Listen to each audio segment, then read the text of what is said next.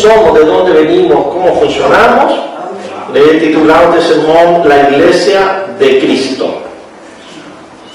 Y para eso vamos a tomar una base bíblica que está en Mateo 16, 18. ¿De qué estamos hablando? Cuando hablamos de Iglesia de Cristo, hablamos de lo que Jesús dijo en Mateo 16, 18. También te digo que tú eres Pedro, y construiré mi iglesia sobre esta roca. La fuerza de la muerte no la derrotará. Sería muy bonito tener un buen estudio bíblico de este pasaje porque es profundo, pero aquí quiero decir dos cosas muy fáciles. Primero, cuando le dice, tú Pedro, sobre ti edificaré mi iglesia, cuando dice roca, Jesús no se está refiriendo a Pedro, sino a lo que Pedro dijo en el versículo anterior, que lo que dijo, tú eres el Cristo, el Hijo del Dios viviente, esa es la roca. La declaración de que la iglesia se funda en esa declaración de que Cristo es el Hijo de Dios viviente. Y yo subrayo mi iglesia, porque si es mi iglesia, ¿de quién es la iglesia? Por eso nos llamamos Iglesia de Cristo o Iglesia Cristiana que le pertenece a Cristo. Esta iglesia nace en Pentecostés, un tiempo después de que el Señor murió, fue a Hades, ascendió a los cielos. 50 días después viene el derramamiento del Espíritu Santo y la iglesia se forma. Y de ahí en adelante comenzamos esta aventura de fe. Se disemina por todo el Imperio Romano.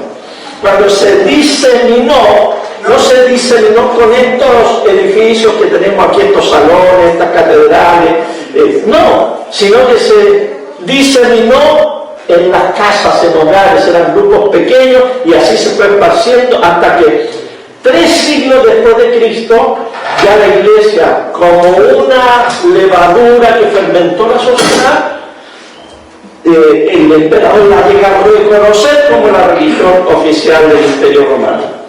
Y en ese tiempo predominaban 2 iglesias muy importantes, la griega, porque se hablaba griego, y especialmente en el sector de Turquía, que es hoy, era muy poderosa, y la romana, que estaba en la capital del imperio. 2 iglesias, pasan siglos y se dividen, se pelean los romanos con los griegos, y queda la iglesia romana por un lado, la iglesia griega ortodoxa por otro lado, y en el siglo XVI ocurre la reforma protestante, que dentro de la iglesia católica un grupo protesta, se reforma, y de ahí salen las iglesias que llamamos hoy protestantes o evangélicas. Y en el siglo XIX, o sea, en los años 1800, surge un movimiento entre las iglesias evangélicas en Estados Unidos que abogó por la unidad de todos los cristianos y la simpleza de la iglesia. Se llama Movimiento de Restauración del siglo XIX, y de ahí venimos nosotros. Y en el siglo XX llegaron misioneros aquí a Chile y fundaron la iglesia en el año 1948, la primera iglesia de Cristo en Valparaíso. Todavía está ahí Julio Carrillo. Julio Carrillo es un hijo adoptivo del primer misionero que llegó a Chile, y hoy día él es el pastor de esa iglesia. Y así empezaron a llegar muchos misioneros a Chile. Ahora, antes de entrar en nuestra iglesia particular, quiero decirle que nuestra iglesia respeta y admira a todas las tradiciones cristianas. No estamos aquí para criticar a otros cristianos, ni para reírnos de otros cristianos, ni para descalificar a ningún cristiano. Amamos a toda la iglesia del Señor en diferentes estilos y formas. Entonces aquí les voy a mostrar yo, por lo menos, los estilos que existen hoy en la iglesia cristiana. Tenemos arriba la iglesia ortodoxa griega, que es la más antigua, la tradición ortodoxa. Muchas iglesias que están en Egipto, en Siria, en Rusia, incluso en Grecia. Luego tenemos acá arriba la iglesia católica romana, que se dividió en el principio del cristianismo y se enfocó más en la capital del imperio, que era Roma, por eso que es tan poderosa, porque tiene las raíces en el imperio romano. Luego tenemos acá la iglesia anglicana, que fue la que se dividió de la iglesia católica porque quisieron hacer su propia iglesia en Inglaterra, también una iglesia muy extendida por el mundo. Y aquí ponga una foto de las iglesias evangélicas, póngale el nombre que quiera, luterana, presbiteriana, bautista, metodista, lo que sea, son las iglesias que vienen después de la Reforma. Y ahí en el centro puse una foto de lo que hoy se denominan las iglesias carismáticas o pentecostales. Estos 5 movimientos son los más fuertes en el mundo. Ahora nosotros, la Iglesia de Cristo, podríamos decir, bueno, yo vengo del catolicismo, otro dirá, yo vengo del pentecostalismo, otro dirá, no, yo vengo de la Iglesia ortodoxa, vengo de los bautistas, etc. Pero nosotros no nos centramos ni calificamos como miembros de estos grupos, pero los respetamos y admiramos a todos estos grupos que se expresa el cristianismo en el mundo. Por ejemplo, de los cristianos ortodoxos admiramos el misterio. Ellos se aproximan a Jesús, a Dios, al Padre, al Hijo, al Espíritu Santo con una forma muy respetuosa y misteriosa. Misterio en el sentido que no podemos explicar nuestra fe. Nuestra fe tiene ciertos misterios y eso admiramos de los ortodoxos. De los católicos, la belleza, sus templos, su arte, sus formas. Muy lindo lo que es de la Iglesia Católica y lo respetamos, lo admiramos. Los anglicanos respetamos y admiramos su liturgia porque ellos han llegado a un balance tan bonito entre una liturgia protestante con una liturgia de la alta iglesia de los que antes eran católicos, porque los anglicanos, por ejemplo, no adoran a los santos, no le rezan a los santos, ni a la Virgen, ni nada, son protestantes en ese sentido, pero sus liturgias, sus reuniones son muy hermosas, han podido llegar a ese nivel. Y luego, ¿qué admiramos de los evangélicos, de las iglesias evangélicas? La energía, tienen una energía para organizarse, para predicar, para evangelizar, para mandar misioneros. Y de los pentecostales, el fervor, la alegría, esa dependencia del poder del Espíritu Santo. No necesitamos todos. Por eso que esta iglesia, la Iglesia de Cristo, es la cumbre aquí, la Iglesia de Cristo Nueva Esperanza. Nosotros queremos ser una iglesia que tenga misterio, belleza, liturgia, energía y fervor. Amén. Que hermoso sería, ¿verdad?, que lo lográramos, y lo estamos logrando, pienso yo. Para allá vamos. Y no vamos a criticar a ninguno de estos grupos. Esta es la Iglesia de Cristo. La Iglesia de Cristo tiene algunas características. Y aquí tengo las 3 características principales. Donde quiera que usted vea Iglesia de Cristo, Iglesia cristiana, primera característica es que son iglesias locales autónomas. Quiere decir que cada iglesia se gobierna por un presbiterio, un grupo de ancianos, y hace sus decisiones en cuanto a su formación, a su progreso y a sus finanzas. Hace poco alguien me preguntó si nuestra iglesia recibe dinero del extranjero, y nosotros no recibimos de ninguna organización ni de ninguna iglesia. Una sola vez recibimos una ofrenda para ayudarnos con este salón, que fueron $4,000 de la iglesia cristiana de Downey, allá en California, pero decidimos no gastarlos. Esos $4,000 son un fondo de emergencia que tenemos, porque toda organización tiene que tener un colchoncito, y ahí lo tenemos, ¿okay? Así que cuando sube el dólar, la iglesia se pone contenta, y cuando baja, nos ponemos a orar para que suba. Ya, esas decisiones las hacemos a nivel local autónomo. Otra característica de nuestra iglesia es el bautismo de adultos. Nosotros bautizamos a los adultos, o sea, no adulto, puede ser un jovencito, un niño, siempre y cuando tenga conciencia de lo que está haciendo y comprenda el sacrificio del Señor, que vino para 2 cosas, para derrotar la muerte y el pecado. Y en el bautismo nosotros confesamos eso y entramos a ser parte de la iglesia del Señor. Hay niños como especialmente niñas de 10, 11, 12 años que son muy inteligentes y entienden muy bien el Evangelio del Señor. Y hay otros jovencitos de 19, 21, hombrecitos casi que todavía no cachan ni una, ¿verdad? Pero ahí nosotros buscamos el balance para poner una edad. Por eso decimos el adulto arrepentido lo bautizamos aquí en nuestra iglesia para ser miembro. Y lo otro que es muy común en nuestra iglesia es la cena del Señor semanal. Todos los domingos comemos del pan, bebemos de la copa en memoria del sacrificio de nuestro Señor. Esas son las características de la iglesia de Cristo. Ahora, esta congregación, Iglesia de Cristo Nueva Esperanza, esta es la historia.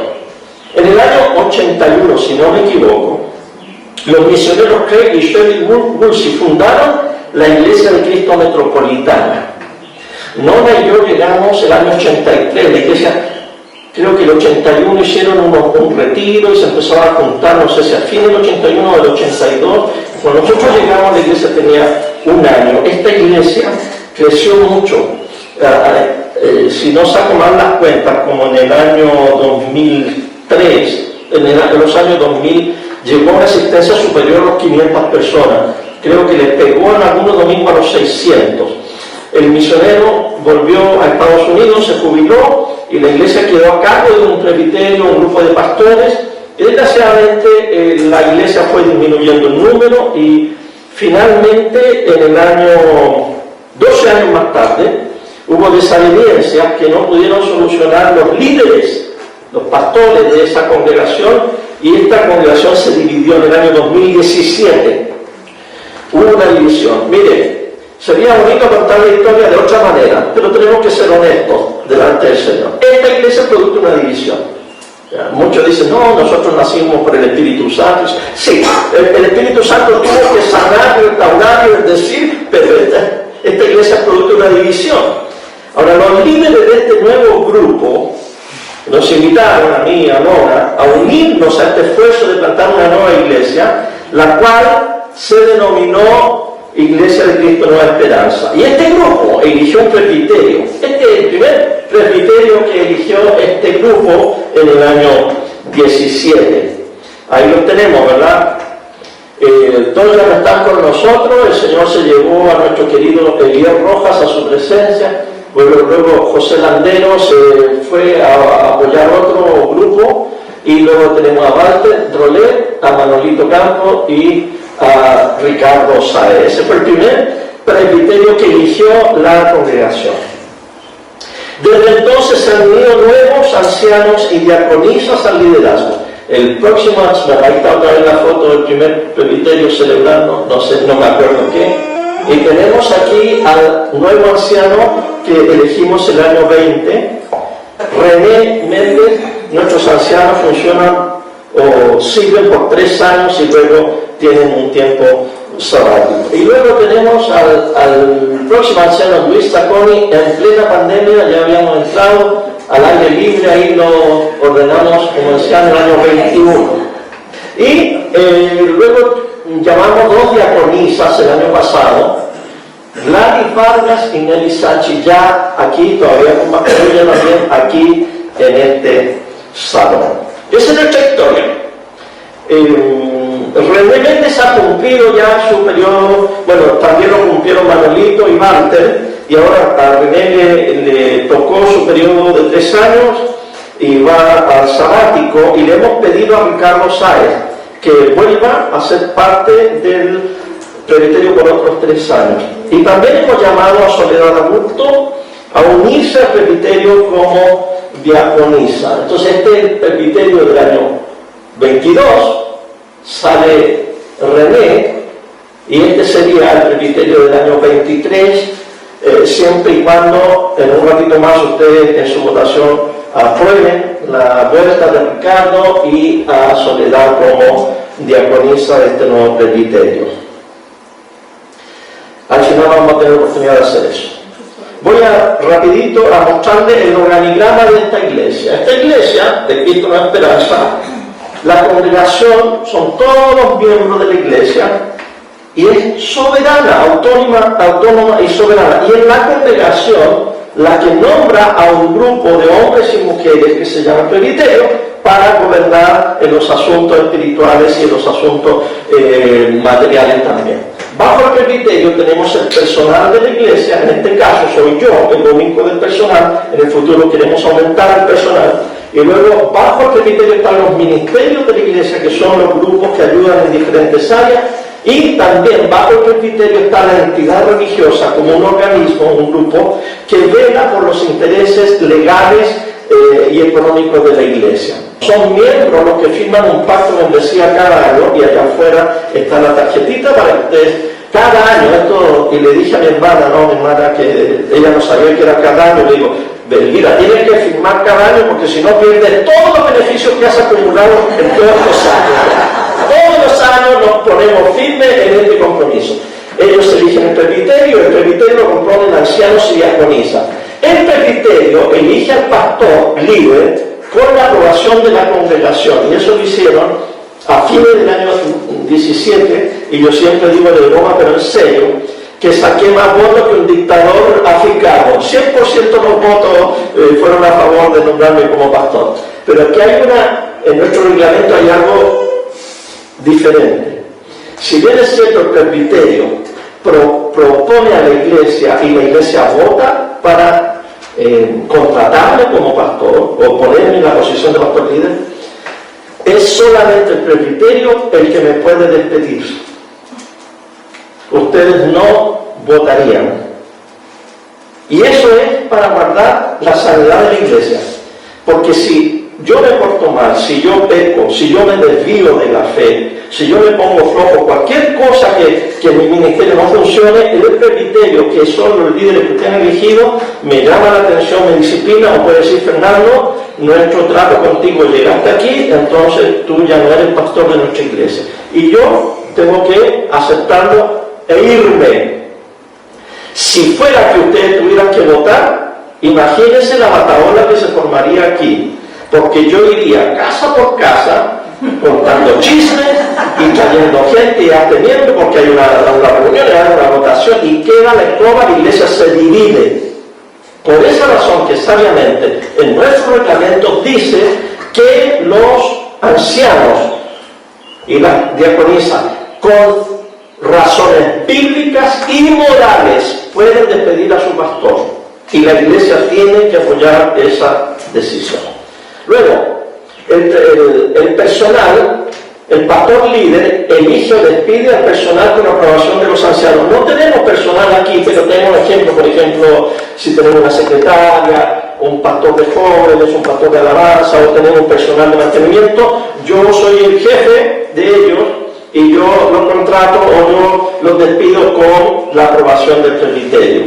Y tenemos aquí los ministerios. El presbiterio determina los ministerios y los supervisa. ¿Y cuáles son estos ministerios? La iglesia existe, tenemos un lema, para amar a Dios, amar a los demás y servir al mundo. Y todo lo que hacemos tiene que centrarse en una de esas tres áreas. Por ejemplo, amar a Dios, el culto, lo hacemos para que todos juntos amemos a Dios. El inmueble, o sea, el inmueble, la casa, el patio, el bautisterio, lo hacemos para eso, para amar a Dios, para que nos juntemos para amar a Dios. La enseñanza que yo hago aquí, o los cursos que dé, es para eso, y tenemos un comité de bienvenida que es para que la gente que viene aquí pueda amar mejor a Dios. Luego tenemos amar a los demás. Grupos en casa, tenemos 3 grupos. Un grupo de acompañamiento, que son personas que llaman una vez al mes por teléfono para escuchar y orar por la gente. El grupo de hombres, el grupo de M, que son mujeres, encuentro de mujeres en el espíritu. Las jubilosas, que otro grupo de mujeres, tenemos más mujeres que hombres, necesitamos 2 ministerios aquí, y tenemos el ministerio de matrimonio. Y por último, servir al mundo, son ministerios enfocados a bendecir a los que están fuera de esta iglesia. ¿Quiénes están fuera de esta iglesia? Los que necesitan apoyo económico, por eso tenemos misericordia, que llevamos alimento o dinero, y luego tenemos niños. No hay ningún niño aquí, están fuera de la iglesia. Entonces ese ministerio no está aquí, está para servir al mundo, y tenemos que esforzarnos por traer niños, lo mismo que jóvenes, y las misiones, que son misiones que están realizándose en Chile o en el extranjero. La entidad religiosa es un grupo, en este caso, de 12 miembros, de los cuales 8 son ancianos y diaconisas, que sostienen nuestra iglesia en los términos legales. Ellos se preocupan de los trámites ante el Ministerio de Justicia, ellos se preocupan de la apertura de cuentas de banco, ellos se preocupan de lo que es el terreno, la propiedad, y también en el futuro se preocupan de que todos los contratos de trabajo, todo eso esté muy bien, y hacer auditoría de la finanza. Ahora quiero llevar a algo que la palabra del Señor nos deja claro. Cada cristiano existe para pertenecer a la iglesia universal y a la iglesia local. Solo existen dos iglesias: la universal, donde todos los cristianos estamos insertos, y la local, donde participamos cada domingo. Todo cristiano bautizado que promete fidelidad al Señor tiene que ser es parte automáticamente de la iglesia universal, del cuerpo de Cristo. Pero tiene que ser miembro de una iglesia local y debe reunirse todos los domingos en la iglesia local. Y esto lo dice la carta a los Hebreos: seamos solidarios, ayudemos a los demás a demostrar su amor y a hacer el bien. Algunos están faltando a las reuniones y eso no está bien. Reunámonos para animarnos unos a otros, y con mayor razón ahora que vemos que se acerca el día. Debemos entender que el propósito de Dios es que los cristianos universales no anden en el aire, para un lado, para otro, o que no asistan a las iglesias, o que vean por televisión un culto, o escuchen un sermón. El Señor quiere que su pueblo se reúna en grupos pequeños, iglesias alrededor del mundo. Por eso que existimos aquí. Para eso, nosotros hemos creado un pacto de membresía. Y aquí está el pacto de membresía. Dice, cada año lo renovamos: he recibido a Cristo como el Señor de mi vida, me he bautizado, porque hay que bautizarse como adulto, arrepentido, conociendo el mensaje para ser miembro de esta iglesia, y estoy de acuerdo con la visión, la misión y el marco teológico de la Iglesia de Cristo Nueva Esperanza, y estoy seguro o segura que el Espíritu Santo me guía en esta iglesia. Me comprometo con Dios y con los demás miembros, y tenemos 4 promesas. La primera es: protegeré la unidad de mi iglesia. Y eso equivale a que vamos a actuar con amor hacia los demás. No vamos a chismear. Ponemos en el pacto de membresía: me niego al chisme. No, nunca voy a hablar mal de alguien, nunca voy a dar una información que no me corresponde darla. Siempre voy a ir a la fuente, o si alguien me dañó, voy a ir a arreglar el problema con la persona que me dañó. Me niego al chisme. Si a usted le cuesta eso, no firme el pacto, por favor. Pero tampoco chismee, ¿verdad? Luego tenemos obedeciendo a las autoridades elegidas por la congregación. Segunda promesa: ser responsable de mi iglesia orando. Hay que orar para que esta iglesia crezca. Todos los días oremos para que esta iglesia crezca. Invitemos a los que no van a ninguna iglesia. No saquemos peces de una piscina para meterla a otra piscina. Vamos al mar a pescar. La gente que no tiene piscina, la gente que no tiene iglesia, o la gente que se ha salido de su iglesia y está triste o está desilusionada, este es el lugar de refugio donde los podemos acoger. Y dándole una cálida bienvenida a los invitados. Caractericémonos por la alegría. ¿Se acuerdan la semana pasada que dije que una característica de la iglesia primitiva era la alegría? La gente era alegre. Así que apenas llega alguien nuevo, con la cara llena de risa, no hay un comité que dice: pónganse una sonrisa en la cara y vayan a saludar. No, todos, al prometer ser miembro de esta iglesia, vamos a saludar con cálida bienvenida. Tercero, serviré en el ministerio de mi iglesia. Queremos que todos sirvan. Para eso tiene que descubrir para qué es bueno, descubrir sus dones y talentos, prepararse con los pastores. Hay un instituto, Eclesía, donde estamos estudiando la Biblia. Métase allí, estudie con los pastores de la iglesia y desarrolle un corazón de siervo. ¿Para qué sirvo? ¿Quién me necesita? Hay que hacer aseo, hay que comprar algo, hay que cooperar, hay que venir. Ese es un corazón de siervo. Y por último, el testimonio de mi iglesia lo apoyaré asistiendo fielmente, viviendo una vida piadosa y aportando generosamente con mis finanzas, entendiendo que mi compromiso mensual es la base de mi apoyo.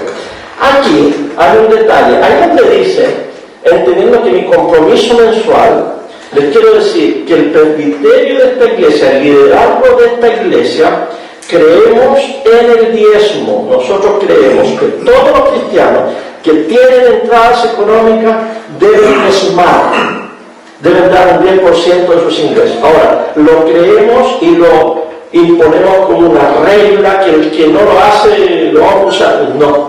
No. Porque cada uno tiene que tener su convicción. Por esa razón es que pusimos aquí, aportando finanzas como finanzas, entendiendo que mi compromiso mensual, para el que diezma, dice, mi compromiso mensual es el diezmo. Pero para aquellos que creemos que el diezmo es solamente una base y damos más, entonces yo no creo en el diezmo, yo creo en más del diezmo.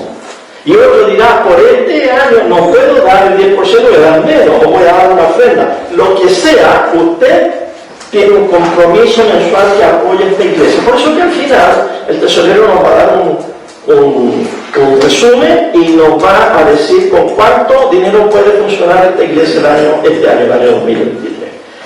Muy bien, así que esta es nuestra manera particular de ser iglesia, de ser la iglesia de Cristo.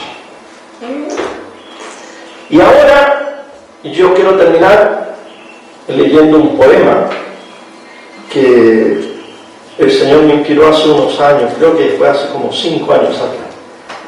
Algún día les voy a contar por qué me inspiró el Señor este poema, pero creo que es la manera en que nosotros debiéramos ser o somos delante de la presencia del Señor. Hay un pueblo silencioso que ora y adora. No está en los titulares de los diarios, no aparece en las noticias ni en los shows, no vocifera en las redes sociales. Hay un pueblo que es levadura en la masa, silencioso y contagioso, que ora tras puertas cerradas, se alumbra con luz de vela, no con tecnología LED, que no busca el aplauso ni la aprobación de las masas, no pretende llamar la atención en las plazas ni en los estadios, ni ser favorecido por parlamentos o gobiernos. Hay un pueblo que solo dobla la rodilla ante el emperador del cielo y de la tierra.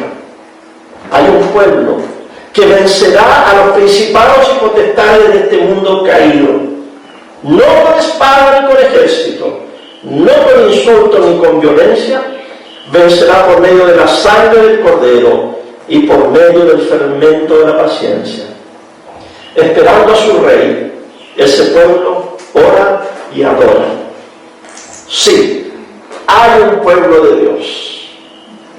Amén. Y el pueblo de Dios, en su expresión local, aquí se llama Iglesia de Cristo, Nueva Esperanza. Señor, aquí está tu pueblo,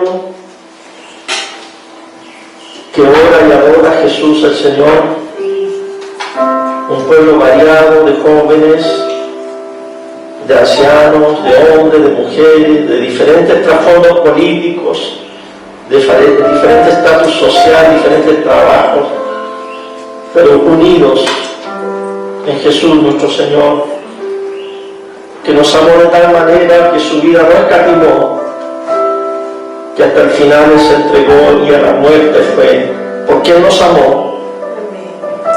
No hay forma, Señor, en que podemos pagar gran amor. Por eso toda nuestra vida te la queremos dar en servicio. Gracias, Señor, porque vivimos por tu amor cantamos, con Jesús caminamos, porque Él nos amó. Y ahora, Padre, yo te voy a pedir que tu presencia de una forma especial esté aquí con nosotros ahora, porque vamos a participar del pan y de la copa.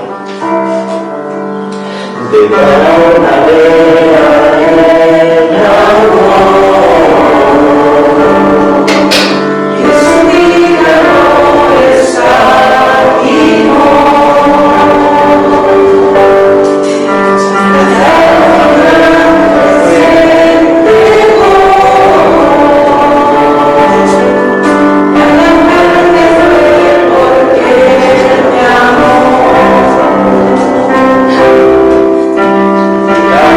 Amén.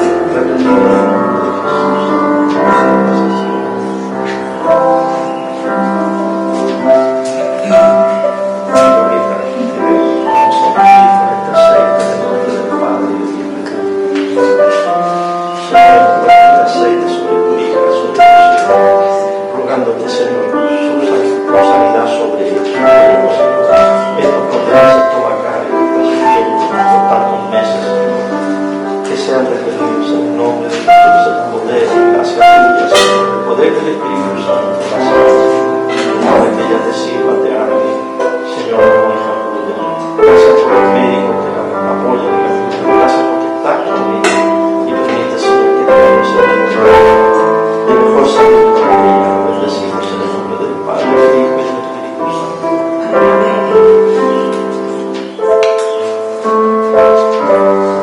Nos proclamamos el misterio de nuestra salvación. Cristo ha muerto, Cristo ha resucitado, Cristo ha de volver. Gloria al Padre, gloria al Hijo, gloria al Espíritu Santo, como era en un principio, ahora y siempre, y por los siglos de los siglos. Amén. Gloria a Dios, gloria a Dios, gloria a Dios, para siempre. Amén.